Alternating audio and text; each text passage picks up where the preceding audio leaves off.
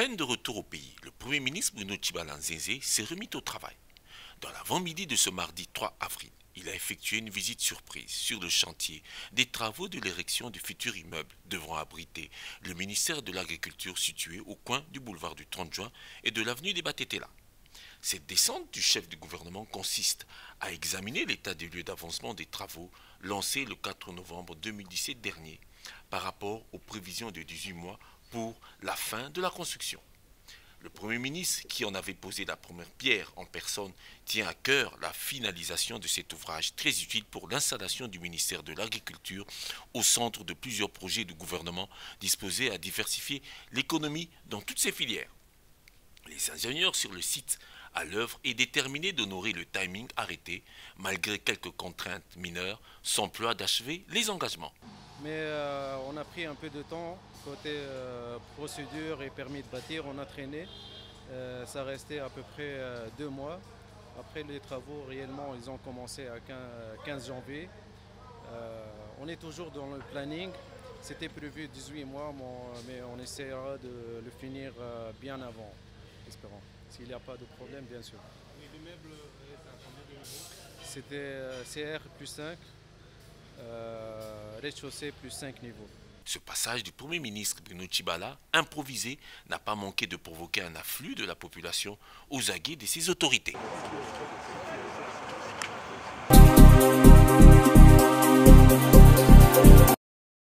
La Commission nationale de la réforme foncière CONAREF a organisé un atelier de 2 jours sur la mise à jour du document de programmation de la réforme foncière et lancement des groupes thématiques de la CONAREF à l'Hôtel Royal de Gombe. Les objectifs généraux de cet atelier, améliorer le document de programmation, contribuer à la redynamisation de la CONAREF par des débats soutenus sur des questions intéressantes à la réforme foncière pour donner une impulsion nouvelle au processus. Pour ce premier jour de l'atelier, tout a commencé par le mot de bienvenue du coordonnateur de la CONAREF, Dieudonné Ngwassi, qui remercie le ministre des Affaires foncières ainsi que l'appui du Fonds national RED accordé à la CONAREF. Son Excellence, Monsieur le ministre des Affaires foncières, avait insisté sur la nécessité d'actualiser les documents de programmation et de mettre en place un task force pour accélérer le processus de la réforme foncière. Avec l'appui financier du FONARED accordé à la CONAREF, à travers l'appui de UN Habitat, il est devenu possible de concrétiser l'idée du ministre et partant d'exécuter l'axe 1 en rapport avec le renforcement de la CONAREF, spécialement l'activité 2 de faire fonctionner les groupes thématiques afin de faire aboutir rapidement le processus. Après son discours, s'en est suivi le mot d'accueil du représentant de FONARED et UN Habitat. Enfin, l'ouverture solennelle des travaux par son Excellence, Monsieur le ministre des Affaires foncières, Léonard Loumeya, qui présente les documents programmatiques des affaires foncières, exprime sa gratitude au comité de pilotage et félicite également les experts. L'occasion pour le ministre de saluer tous les partenaires en appui, tous les pays donateurs et les consultants attachés au programme. Son Excellence, Monsieur le Président de la République, chef de l'État, à qui je renouvelle mes hommages les plus déférents, qui a donné l'impulsion nécessaire au processus de la réforme foncière. Sur cette note d'espoir que je déclare ouvert les travaux des présentes assises, je vous remercie. La synthèse de contribution et adoption du document de programmation sera proposée en fin de cette première journée en attendant la clôture de cet atelier prévu ce mercredi 4 avril 2018.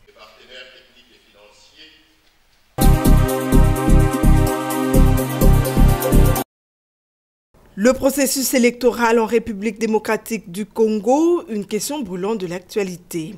Quelques jours après la publication du livre de Moïse Moussangana Mwamba titré « Qu'est-ce que le vote électronique? Qu'est-ce que la machine à voter ?» Sony Un choix hypothétique et peu rassurant. L'utilisation de la machine à voter de plus en plus au centre d'une polémique. Pour sa part, la Corée du Sud, pays fabricant, décline toute responsabilité dans l'adoption et l'imposition de la machine dans le processus électoral. Interrogé à ce sujet, Moïse Moussangana fait sienne les inquiétudes du pays fabricant. Certainement. Donc, je fais mienne l'inquiétude du gouvernement sud-coréen. Je fais mienne l'inquiétude du gouvernement sud-coréen parce qu'il se pose deux problèmes. Donc, il y a deux défis que la CENI aurait dû relever pour sa trouvaille. Il y a des défis politiques. Je peux prendre juste sur le plan politique un seul défi, les consensus minimum. Est-ce que la CENI a réuni un consensus minimum autour de sa machine? Non. Il y a le défi juridique. Est-ce que ce dont parle la CENI est codifié dans la loi? Non. Ce n'est pas inscrit dans la loi. Mais d'où la CENI tire-t-elle la prérogative d'imposer ça aux Congolais? C'est un défi. Je parlais même de la fabrication et la certification de ces machines. Il fallait mettre au préalable, il fallait élaborer au préalable un règlement technique. Mais ce règlement technique ne peut pas être rédigé par la CENI. Ce règlement technique doit être rédigé par le ministère de l'Intérieur. Mais dans le cas d'espèce, c'est la CENI qui dit que la machine est fabriquée suivant les spécificités qu'il a avancées. Mais si déjà, il n'y a pas de confiance en la CENI et de ses spécificités, donc voilà, il y a aussi, il y aura un problème pour le contentieux électoraux. C'est un défi juridique parce qu'il se fait qu'il n'y a toujours pas de preuves matérielles. Conclusion, la question de la machine à voter reste controversée.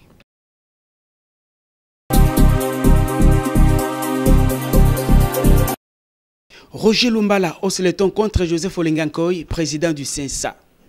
Président du RCDN, membre du RASOP Kassavubu, condamne la dernière décision du CENSA demandant le Premier ministre Bruno Tshibala de créer son parti. Je tiens à vous préciser, le CENSA ne peut pas se substituer au ministère de l'Intérieur qui gère les partis politiques. Les partis politiques en République démocratique du Congo sont gérés par le ministère de l'Intérieur qui les agrée et qui les contrôle. Le CENSA avait pour mission aussi de veiller au dédoublement des partis politiques.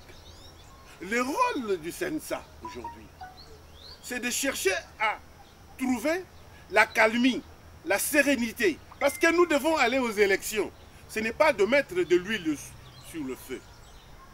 C'est pourquoi autrefois, quand je vous disais qu'il faut absolument encadrer notre jeune frère Joseph Olengankoy pour l'aider à comprendre la mission qui lui est assignée, les gens pensaient que c'était une exagération de ma part. L'homme a démontré les prouesses du gouvernement Tshibala qui, selon lui, a le soutien du chef de l'État. M. Bruno Tshibala Nzenze est Premier ministre. Nous avons réussi à avoir 1 milliard de dollars américains. En réserve, ce n'est pas l'argent qui est en circulation. Nous avons suivi que le gouvernement de M. Tshibala Nzenze avait une deuxième mission de la sécurisation de la République démocratique du Congo. Le problème au niveau de Kamwena-Nsapou, dans la province ou les provinces du Kasaï, ce problème est déjà réglé.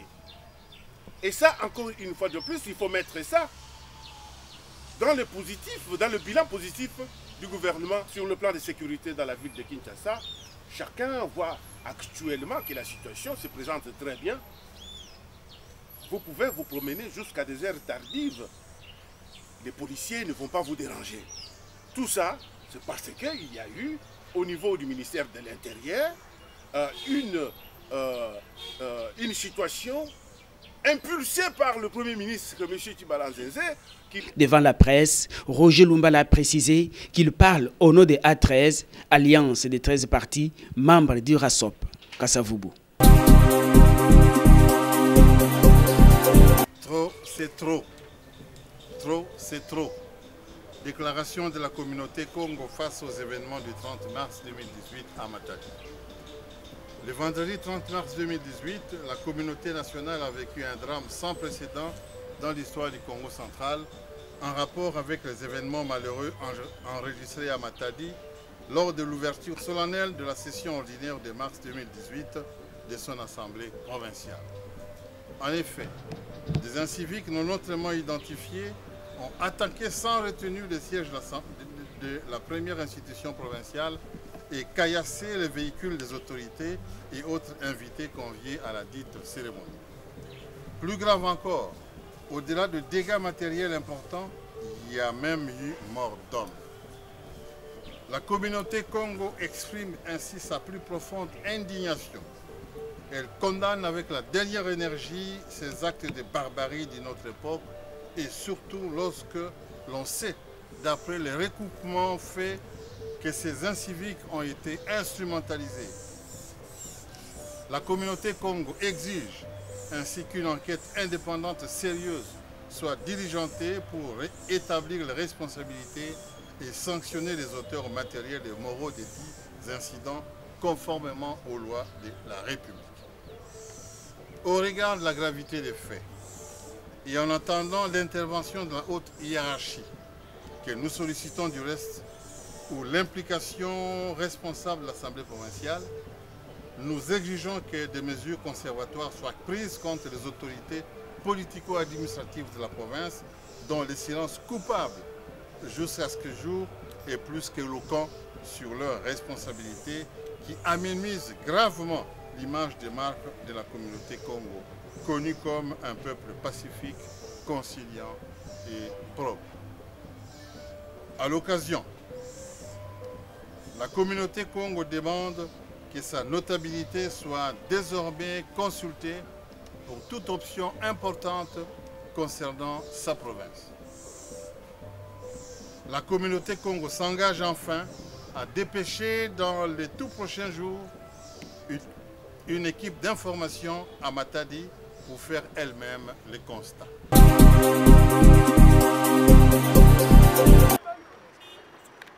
Ils étaient mobilisés ce mardi pour la cause de l'un de leurs. Ces journalistes congolais étaient venus s'enquérir de la situation de leur confrère Eliezer Tambwe, mis en garde à vue pour avoir commenté son émission L'affaire du diamant de 1000 carats qui oppose le gouverneur du Kasaï oriental au trésor de sa province.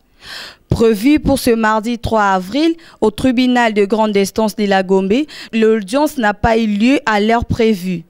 Ce qui a suscité la colère des journalistes qui sont allés interpeller le procureur général de la République. Nous sommes venus ici au parquet général de la République rencontrer le PGR en rapport avec la situation qui prévaut de l'interpellation de notre confrère Eliezer Tambwe.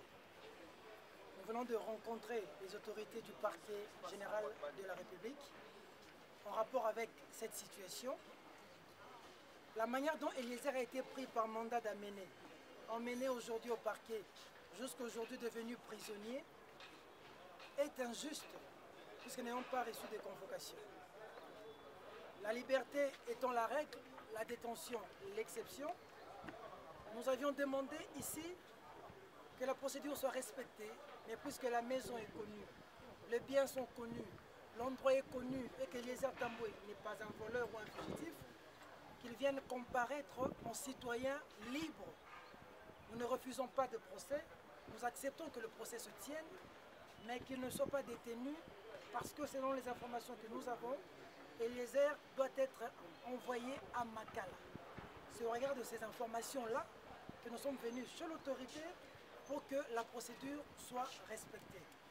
Nous avons rencontré les autorités, nous avons eu l'entretien, mais maintenant que nous sortons ici, nous n'avons reçu aucune assurance que tout se passerait comme nous l'avons voulu.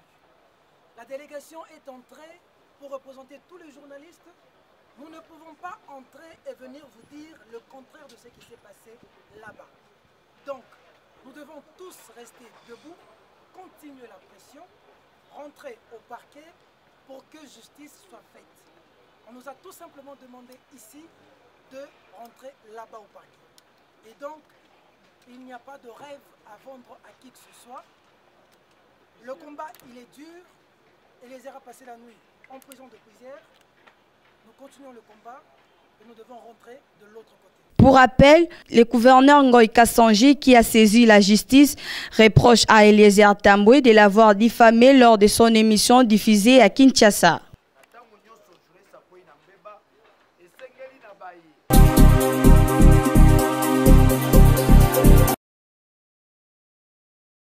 La convocation du journaliste Eliezer Tambwe au tribunal de grande instance de la Gombe afin de répondre à la plainte du gouverneur du Kasaï oriental, Alphonse Ngoï Kassanji, à charge de dénonciation calomnieuse, jette la lumière sur une affaire encore mal connue dans l'opinion.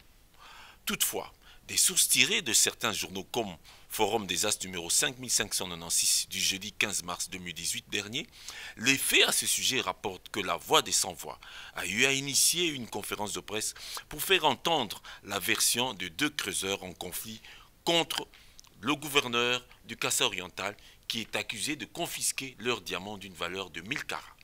Selon les deux creuseurs, dénommés Jean Tissoumena Babatabou et Samuel Ntumba Babatabou, cette pierre extraite en octobre 2015 de la mine du village Loubi en territoire de Nimbelengue au Kasaï central leur avait été volée pour se retrouver à Mbujimaï au Kasaï oriental dans le coffret à diamants du gouverneur Ngoï Kassanji. Toujours, selon les deux diamantaires, Alphonse Ngoï Kassanji aurait tenté de conclure son succès avec eux pour acheter le diamant de 1000 carats à 35 millions de dollars puis à 50 millions de dollars. Ne trouvant pas de compromis avec les creuseurs, le gouverneur serait, selon les faits, aujourd'hui en train de nier toute implication dans cette affaire de diamants de joaillerie de 1000 carats, ce qui a entraîné l'interpellation du journaliste poursuivi pour diffamation ou dénonciation calomnieuse avec tentative de monnayage de service. Enfin, ce qui est curieux et renversant dans cette histoire est que le souvenir nous ramène en 1999 dans l'affaire d'une pierre de même type mais de 283 carats que l'on baptisera Ngokas, que Mouzé Laurent Désiré Kabila avait restitué à un diamantaire qui n'était qu'Alphonse Ngoï Kassanji. Alors, il y a lieu de s'interroger. S'il s'agissait des faits réels, pourquoi Ngoï Kassanji, victime d'hier, serait-il bourreau aujourd'hui de ses collègues diamantaires? En tous les cas, la morale prend toute son ironie pour témoigner que seule la loi du plus fort a tendance toujours à dominer dans la justice, bien entendu en attendant la version légale du dossier et des responsabilités. Lundi 10 avril 2018, plusieurs pays ont célébré la Journée internationale du livre pour enfants. En République démocratique du Congo, précisément à Kinshasa, le Centre Wallonie-Bruxelles a ouvert ses portes aux enfants pour de lectures fréquentes et permanentes en mettant à leur disposition une bibliothèque qui, selon le responsable directeur Richard Ali Amoutou, serait riche pour les enfants. Le constat que nous avons fait, c'est que par rapport à la ludothèque, dans la bibliothèque réservée pour enfants, comme nous disposons ici, des enfants viennent effectivement lire, mais ils sont accompagnés par leurs parents. C'est tout à fait normal.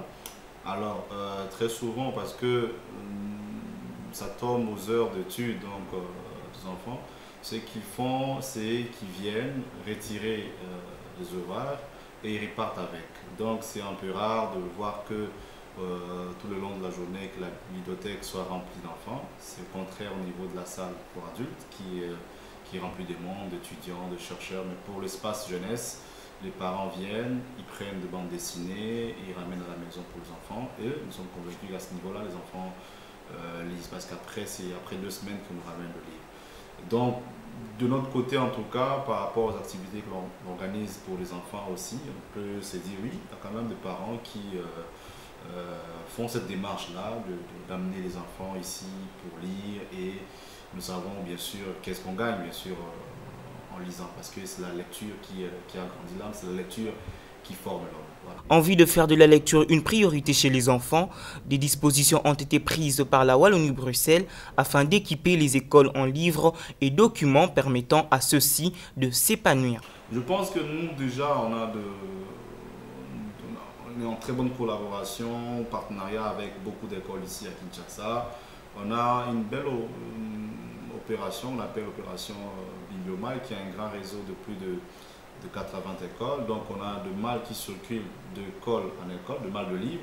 Et nous permettons comme ça à disposer une sorte de bibliothèque ambulante dans les écoles. Après 3 mois, le livre circule d'école en école. Et ça permet aux écoles de pouvoir comme ça avoir de livres adaptés aux élèves. Et ils en profitent pour que les élèves puissent lire. Au même moment, on organise des visites guidées ici. Les écoles viennent visiter la bibliothèque parce qu'il y en a comme ça des écoles à Kinshasa ou en RDC qui ne disposent pas de bibliothèque et dont les élèves n'ont jamais vu à quoi ressemble une bibliothèque. Mais nous permettons cela, en tout cas. Les écoles viennent ici chaque semaine visiter la bibliothèque pour adultes, visiter la bibliothèque pour enfants. Les enfants s'abordent ici. À ces sujets, quelques parents et enfants ont réagi en témoignant leur expérience en lecture, tout en invitant les parents à envoyer leurs enfants dans des bibliothèques ou soit leur acheter des livres. Quant aux enfants, ils stimulent les autres à s'exercer de plus en plus à la lecture. Utile, mystère, agent secret.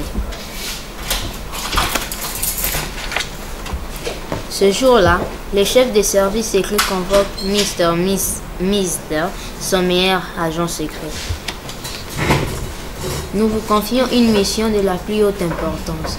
Vous devez apporter cette valise en fer à l'hôtel de la plage, chambre numéro 227 avant ce soir. Lorsque je lis, je me sens agréable parce que j'apprends de nouveaux mots et j'approfondis ma lecture et j'ai l'avantage de comprendre beaucoup plus lorsqu'en français à l'école. À mes amis qui sont à la maison, je les conseille de venir à la bibliothèque, de venir lire, de comprendre et d'avoir l'avantage aussi comme moi. À cet effet, les parents et les écoles sont conviés à soumettre les enfants à la lecture d'une manière permanente à une fréquence bien calculée, car dit-on, l'appétit vient en mangeant et la répétition est la mère de la science.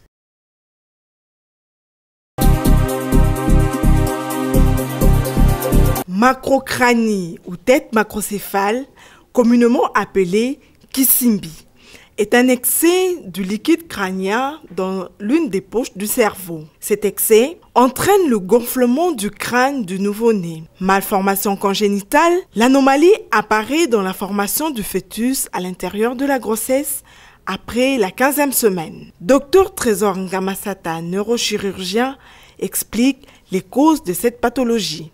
Donc les causes, d'une manière générale, c'est malformatif. Des mamans, par exemple, qui sont enceintes et qui cachent, qui peuvent faire une infection, évidemment, comme ce qu'on appelle une toxoplasmose, la rubéole, qui peuvent être les causes, évidemment, de ce genre de malformation. Évidemment, il y a des mamans aussi qui ne suivent pas leur CPN, les consultations prénatales, qui peuvent, évidemment, par ce manque d'acide folique qui est aussi incriminé, faire ces genres de malformations. Quel en est alors le traitement? Sous d'autres cieux, on peut faire des interventions, évidemment, dans la période anténatale, dans le ventre de la maman. Mais par contre, nous, on n'est pas encore arrivé dans cette technologie-là. Donc nous, on les prend en charge lors de la naissance. Qu'est-ce qu'il faut faire? Dans cette structure avec les différentes poches, évidemment, il faut diagnostiquer d'abord. Le diagnostic est clinique et puis paraclinique. Une fois que le diagnostic est posé, on doit maintenant faire un shunt. Ça veut dire mettre un tuyau qui part du cerveau jusqu'au niveau du ventre pour rétablir la continuité de la circulation de cette eau-là qui est continuellement produit par notre organisme 3 à 4 fois, environ un demi-litre. Voilà. Plus tôt il est diagnostiqué, la prise en charge est plus efficace et la guérison évidente. Ainsi, pour l'éviter, la mère enceinte devra suivre les consultations prénatales, prendre les médicaments sur prescription médicale. L'apôtre face aux gènes, tel est le thème retenu pour lors de la conférence débat organisée par la commission de la jeunesse de l'église néo-apostolique RDC-Ouest de Kin-Est. Cette conférence débat avait pour but de sensibiliser les jeunes néo-apostoliques de quitter l'ignorance pour une nouvelle vie spirituelle. L'évangéliste André Kabouya, le cordon de la jeunesse de Kin-Est, s'exprime. Et comment nous pouvons arriver à apprendre s'il n'y a pas quelqu'un qui peut nous enseigner? Raison pour laquelle aujourd'hui nous avons invité spécialement notre apôtre pour enseigner et orienter nos jeunes. Pour que demain, nous ne pouvons pas vraiment regretter de notre jeunesse. La jeunesse étant l'avenir de demain, l'encadrement et l'éducation valent la peine. L'apôtre François Kakonde, les représentants de l'église néo-apostolique, lance un mot. Le message que j'envoie à tous nos jeunes, c'est qu'on n'est pas des jeunes oui, yes man, non. Parce que, comme je l'ai dit, il faut parfois dire non. Non, c'est aussi une réponse. Il ne faut pas avoir un oui magique. Oui, même si ce n'est pas bon, vous acceptez oui, et ça vous chatouille dans votre fort intérieur. Ce n'est pas normal. Les jeunes doivent savoir aussi dire non et justifier pourquoi il y a un non. Et c'est ainsi que nous allons avancer petit à petit vers le lendemain meilleur. Donc c'est le message que je peux dire à nos jeunes, c'est d'être des jeunes actifs, des jeunes qui ne peuvent pas tout gober, des jeunes qui savent faire la distinction des choses, qui savent faire des discernements et qui peuvent affronter l'avenir avec beaucoup de détermination. Rappelons que cette conférence a eu lieu ce samedi 31 mars dans la communauté Kingasani 3 au quartier Mikondo dans la commune de Kimbaseke.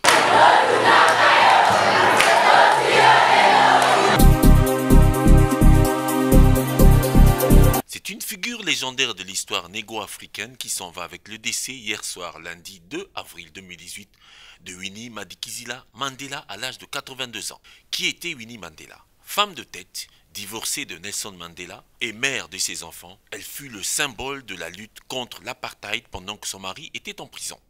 Winnie Mandela avait refusé d'abandonner le nom de ce dernier tout en continuant de militer pour l'émergence des Noirs sud-africains en Afrique du Sud.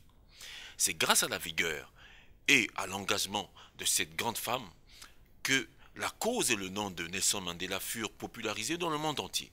L'histoire retiendra de cette femme, loin du scandale des violations liées à ses milices personnelles, l'image d'une femme noire, énergique, combattante et redoutable qui faisait la fierté des Africaines.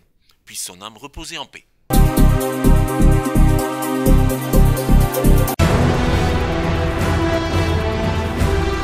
Bienvenue à cette revue de presse, mesdames et messieurs.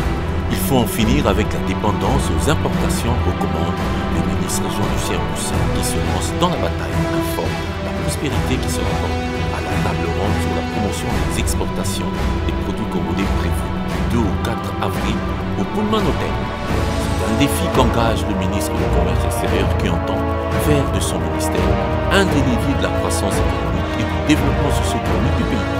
Selon l'article qui fixe du ministre la version que les recettes d'exportation proviennent essentiellement des matières premières, à savoir le cuivre, l'ivoire, le cobalt et autres, quand plus de 67% des importations sont constituées des produits manufacturés, ce qui caractérise une balance commerciale déficitaire.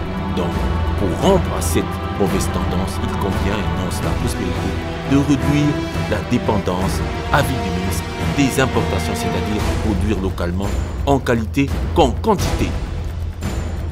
Économie encore, l'hebdomadaire Business et Finance rapporte économie et finance des chiffres dans la bonne direction. C'est autrement dire que les chiffres parlent, car livre d'hebdo, le ministre des Finances aurait obtenu la mention excellent lors de la présentation de la situation économique et financière à sa réunion interinstitutionnelle du 24 mars dernier. Il y a une discipline budgétaire appliquée et louable qui a permis une stabilité macroéconomique. C'est ainsi et la visée de la maximisation des recettes publiques avec la maîtrise et l'amélioration de la qualité de la dépense. Tout un programme en stratégie. Que faut-il en retenir? Interroge l'hebdo. La poursuite de la même rigueur conseille quasiment au journal et surtout éviter l'euphorie. Pensez plutôt à consolider les bonnes évolutions. Pour terminer avec cette revue, en performance toujours, mais dans un autre domaine, l'ACP informe que le prix du meilleur défenseur des droits de l'homme 2017 a été décerné au docteur Denis Mukwege Mukengere par la synergie des ONG de droits de l'homme. Ce prix s'ajoute au mérite de cet homme de paix qui a à son tour légué cet honneur à Pascal Kabongulu Kimbembi et Floribert Chebeya, morts au service de leur vocation. C'est C'est un signe honorable pour le pays avec ce docteur qui a reçu plusieurs cadeaux de la part de la population. Merci de votre attention, mesdames et messieurs.